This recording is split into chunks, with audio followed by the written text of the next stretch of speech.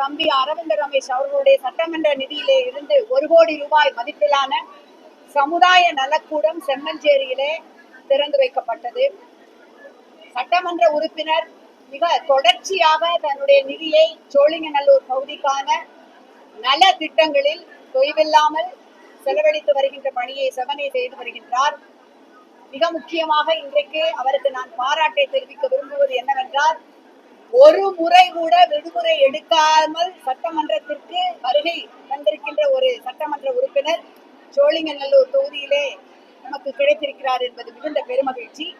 அந்த சமுதாய கூடத்தை திறந்து வைத்துவிட்டு இன்றைக்கு இப்பொழுது புனித தோமையார்மலை ஒன்றியம் வேங்கை வாசல் ஊராட்சியில் என்னுடைய நாடாளுமன்ற உறுப்பினர் தொகுதி மேம்பாட்டு நிதியிலே இருந்து 1,85,00,000 ரூபாய் செலவில் கட்டப்பட்டிருக்கின்ற இந்த சமுதாய நலக்கூடத்தை இன்றைக்கு இந்த மாலை திறந்து வைத்தோம்.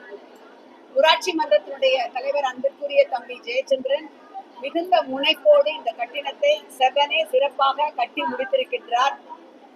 வந்து பார்த்தவுடன் மிக நேர்த்தியாக கட்டப்பட்டிருக்கின்ற இதன் உள்கட்டமைப்பு வசதிகளை பார்த்து நான் மிகுந்த மகிழ்ச்சி அடைந்தேன்.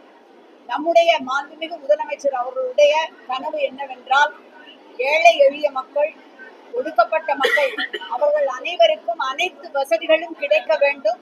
அதற்கான அத்தனை திட்டங்களையும் தமிழ்நாடு அரசாங்கம் செய்து வரும் என்பதுதான். அந்த வகையிலே இந்த சமுதாய நலக்கூடம் இந்த பகுதி மக்களுக்கு மிகுந்த ஒரு உதவியாக இருக்கின்ற ஒன்று.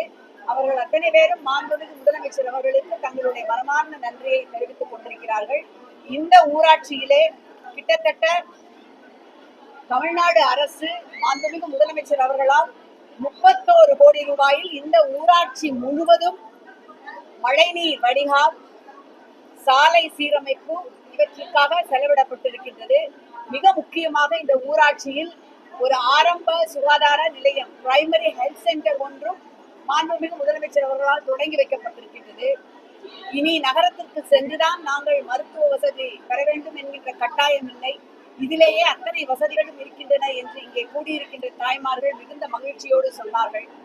ஆகவே திராவிட முன்னேற்ற கழகம் எப்பொழுதுமே சொன்னதை செய்கின்ற ஆட்சி, செய்வதை மட்டுமல்ல மக்கள் விரும்புவதை மேலும் செய்து தருவோம் என்கின்ற வாக்குறுதியையும் தருகின்ற ஆட்சி என்பதன் பொருட்டு நாங்கள் இந்த ஆட்சிக்கு வருவதற்கு முன்பாக கிட்டத்தட்ட 500 வாக்குறுதிகள் அளித்தோம்.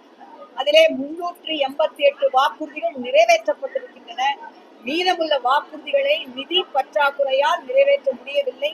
அதனையும் மீண்டும் ஆட்சிக்கு வந்து நிறைவேற்றி தருவோம் என்று மாண்புமிகு முதலமைச்சர் அவர்கள் தெரிவித்திருக்கின்றார்.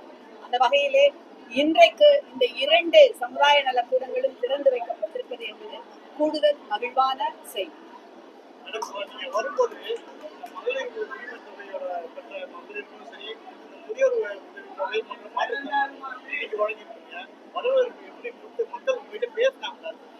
வரும் வழியெல்லாம் அவர்கள் என்னுடைய கைகளை குலுக்கி மாண்புமிகு முதலமைச்சருக்கு எங்களுடைய பாராட்டை தெரிவிங்கள் என்று சொன்னார்கள்.